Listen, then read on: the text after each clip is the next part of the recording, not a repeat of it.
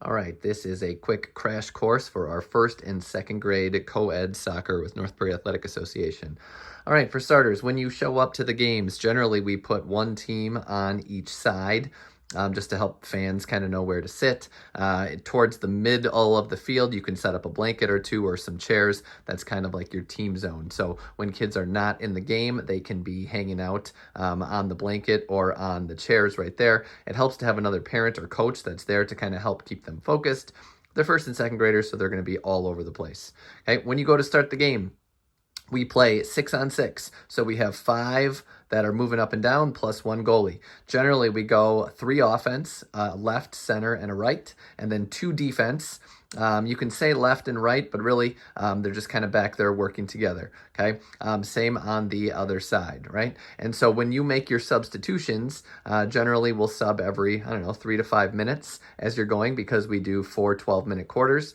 You can do whole line changes, so you can sub 5 in at a time and 5 out, or you can sub just the offense in and out, just the defense. You can do 1 or 2 people. That's really up to you as you go. We normally keep the goalie in for the whole quarter just because the goalie needs to wear a goalie jersey or a different color shirt. And so sometimes changing that out takes a little bit of extra time.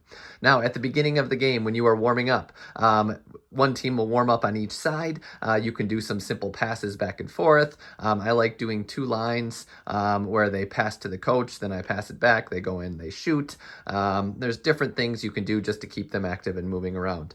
The referees, they'll have 2 referees for the game, will call together both teams at center line about 5 minutes before the game to go over some expectations, some rules, check that everybody's equipment is good, that jerseys are visible on the outside. If you've got a sweatshirt or a long sleeve, it's underneath, it's tucked in. We don't have any jewelry hanging out. Our shin guards are underneath our socks, and we are good to go. They'll then do a coin toss. They'll probably ask for a captain. To determine if the team wants to kick off or on defense. So let's say the red team is kicking off. We'll actually have 2 people in the center circle. One of these people will come right next to them, and we'll start with a pass. On the referee whistle, you start with a small pass. That way you're not giving possession over to the other team. Defense needs to stay outside of that center circle, but as soon as the ball is kicked, then they can come in. This person cannot kick the ball twice. So anytime there is a free kick, whoever kicks the ball, they cannot kick it twice. So it has to be a pass or the other team needs to touch it before they can touch it again. The referee will blow the whistle or they'll have them retry it if that happens. As you're playing, right, if you can keep these guys left, center, and right work together, that is phenomenal. Coaches will stay on the sideline. They can usually move up and down. If you have 2 coaches, sometimes we'll do one coach stands up over here to work with the offense while another coach is back here reminding the defense and the goalie to be ready to go. Anytime the ball goes out of bounds on the sideline, it is a throw-in. So the ref will grab the ball, get it to the other team. They'll keep both feet on the ground and hands over the head to throw it in. If their foot comes up or if they do an illegal throw, the ref will blow the whistle. They'll get another try. So we try to teach them the right way to do it.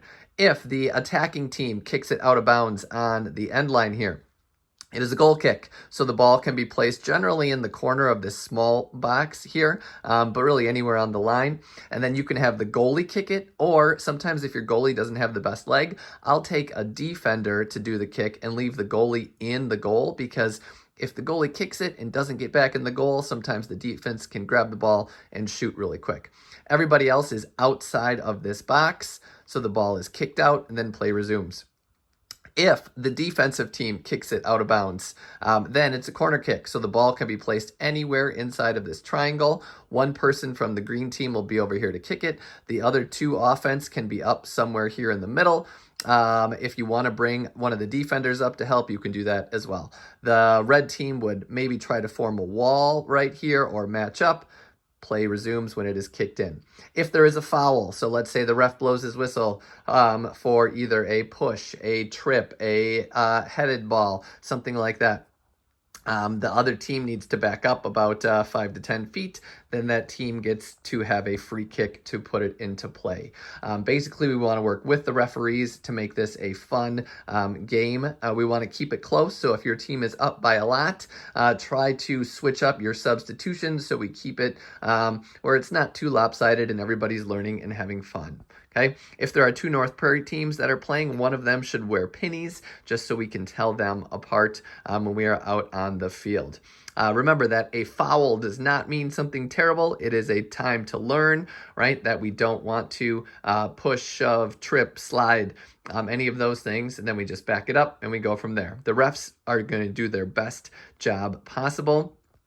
It is not on us to argue with the refs to get on them, but we want to make sure that we are going to help them so that our players have fun and our players improve and know the rules throughout the game. Okay, so that's basically a quick crash course in what you can expect on game day for 1st and 2nd grade.